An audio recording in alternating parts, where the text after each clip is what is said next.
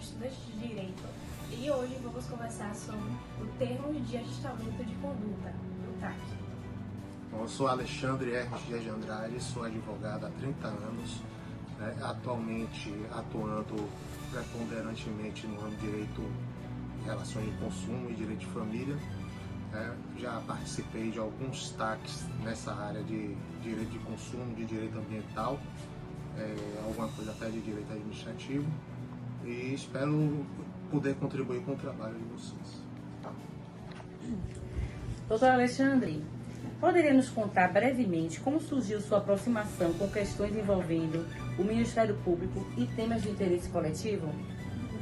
Bom, essa aproximação ocorreu de forma natural, né, na atuação de defesa de empresas, tanto do ramo do transporte como do ramo eletrônico aqui no estado da Bahia, e eventualmente teve as demandas, né, do Ministério Público convocar abrir inquérito civil público, audiências públicas para discutir temas relativos às atividades empresariais desses grupos. Doutor Alexandre, qual era a compreensão jurídica predominante sobre o TAC na prática forense na época?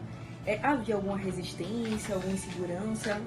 Bom, apesar da lei do TAC, né, ser uma lei que trata das ações civis públicas, ser uma lei relativamente antiga, de 1985, ela só começou a ser aplicada efetivamente no final da década de 90. Até então, havia muita resistência das empresas e das pessoas jurídicas, até mesmo talvez do ente administrativo, né, para lidar com esse assunto, pois temia assumir compromissos que não seriam possíveis de ser cumpridos.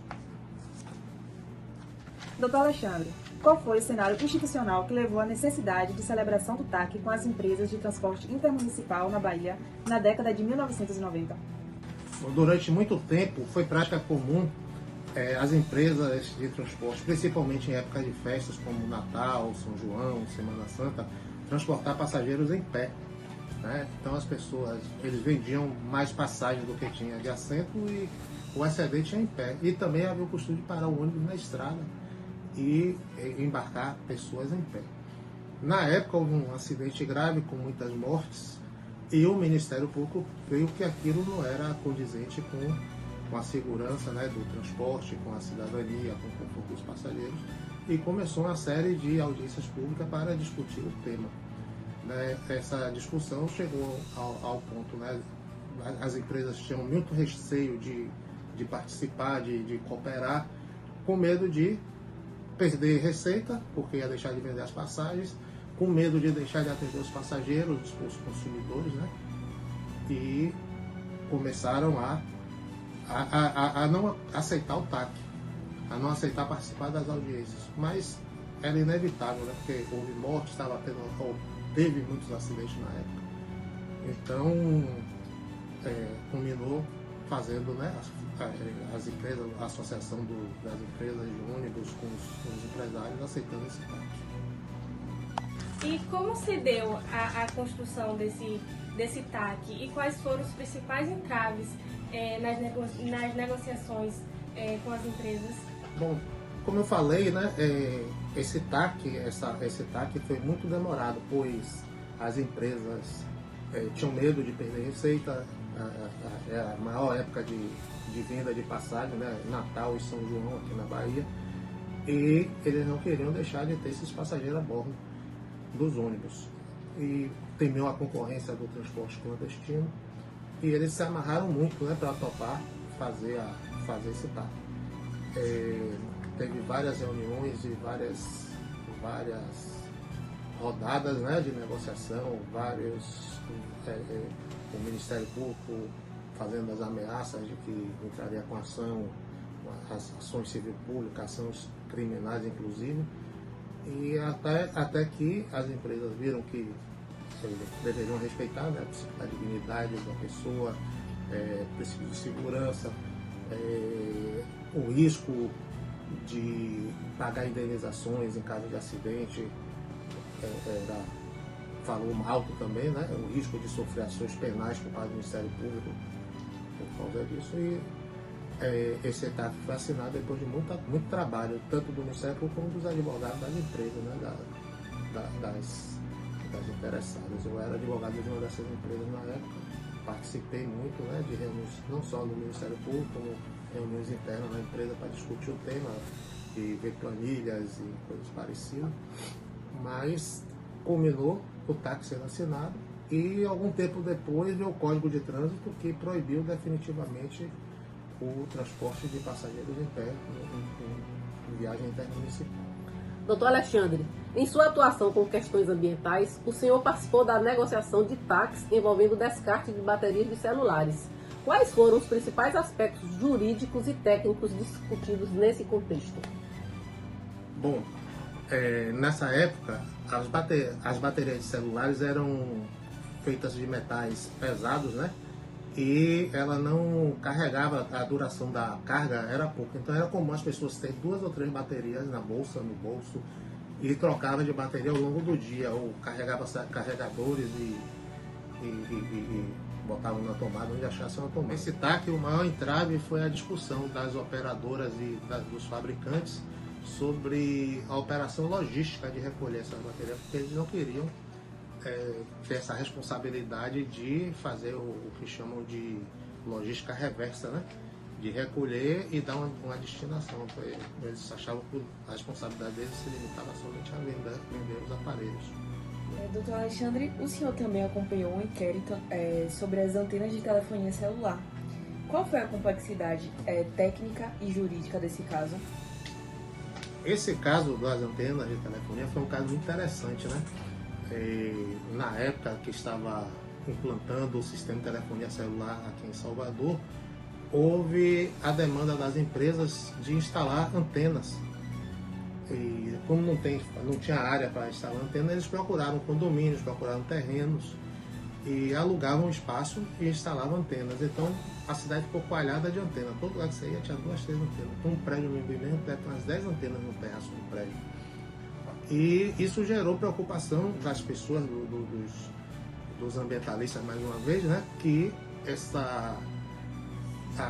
o problema da radiação emitida pelas antenas, que aquelas radiações poderiam causar câncer em quem estivesse morando nas proximidades.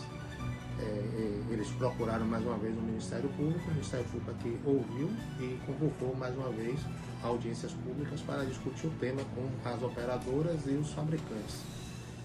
Esses fabricantes compareceram, né, na maioria deles, e foi uma discussão muito interessante e muito complexa, porque envolvia uma área que era estranha para mim, né, continua sendo, que é a questão da física e de emissão de íons ionizantes, radiação ionizante, que era o que os ambientalistas diziam que causava câncer.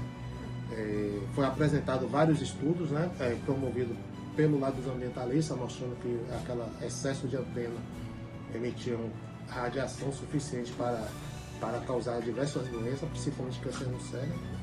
E os fabricantes e operadoras também produziram seus estudos técnicos, mostrando que a radiação emitida pelas antenas estava dentro dos limites de saúde, né, principalmente do FCC, que é o órgão de controle de produtos dos Estados Unidos, que diz que é a regra mais séria, vamos dizer, a regra mais severa sobre o tema. Também tinha estudos da OMS falando que a radiação emitida era mínima, que a não ser que a pessoa permanecesse muito tempo próximo, essa radiação causaria doença. Após alguma discussão, foram 4 ou 5 meses discutindo e apresentando estudos, e chegou-se, né, a conclusão, porque envolvia várias áreas do direito, né, principalmente do direito à propriedade, direito ambiental, o direito econômico, né, porque o desenvolvimento de comunicação na época, a telefonia celular era muito ruim, tinha muitas áreas de sono. Então essa questão envolveu várias discussões paralelas. Enfim, chegou-se a um TAC, onde as empresas se comprometiam a respeitar um limite de instalação de antenas por área, né? Não podia botar, como nesse prédio em que tinha várias antenas de várias operadoras, respeitaria essa distância mínima de uma antena para outra, e se estabeleceu também que as operadoras deveriam estudar meios de diminuir essa radiação, o que foi feito na época. E o TAC, nesses casos, evitou judicialização, e como o senhor avalia o papel do TAC como ferramenta de política pública? O TAC, né, reforça a negociação e a cooperação entre os entes interessados na solução desse problema, né? O poder público, a sociedade civil, as empresas, né? É um instrumento que substitui os processos com muita eficácia e chega a um resultado que é consensual, ou seja, não vai causar, digamos assim, dano psicológico, né? Porque quando você tem um processo, alguém ganha, alguém perde. E quem perde nunca fica satisfeito. E com a solução consensual, que se alcança com o TAC, né? Esse dano psicológico, entre aspas, é amenizado. O senhor acredita que o TAC evoluiu como instrumento desde então? Tem algo que falta dentro da legislação ou da prática institucional? Mas na prática houve uma boa evolução com os entes principais envolvidos, como o Ministério Público, dentre eles, desenvolvendo tecnologias, orientando melhor, e a parte profissional do advogado que se especializa no assunto, que pode orientar melhor o seu cliente e explicar as vantagens, né, de participar de um TAC em relação a sofrer um processo judicial e causar maiores prejuízos, principalmente nessa época agora de rede social e de mídia. Então, uma empresa que se recusa a participar de um TAC para discutir precaução com o meio ambiente, rapidamente pode se ver envolvido nas redes e sofrer cancelamentos, né, que é a palavra atual da moda, e ter um prejuízo maior. Doutor Alexandre, que cuidado o senhor considera indispensável na redação de um TAC para que ele tenha efetividade na prática? A efetividade do TAC, né, depende principalmente de uma redação clara, técnica e precisa. É indispensável que tenha cláusulas objetivas, com obrigações bem delimitadas, prazos exequíveis, sanções proporcionais. Não adianta se fazer um TAC e impor condições severas que a parte não vai ter condições de cumprir. A gente também definir quais serão os mecanismos de fiscalização, apresentação de relatórios, visitas técnicas, etc. O compromisso deve ser constituído de forma transparente e participativa, né? Os setores técnicos devem participar, né? Tanto o jurídico como a técnica mesmo da área envolvida, e garantindo que todos compreendam o conteúdo e estejam realmente comprometidos com o que está sendo pactuado. Doutor Alexandre, que conselho o senhor daria a estudantes ou jovens profissionais que pretendem trabalhar com temas de interesse público e TACs? Então, se você não tiver um mínimo conhecimento, não apenas do direito, mas de outras ciências, né, outros conhecimentos, isso pode atrapalhar, prejudicar a sua atuação nesse setor.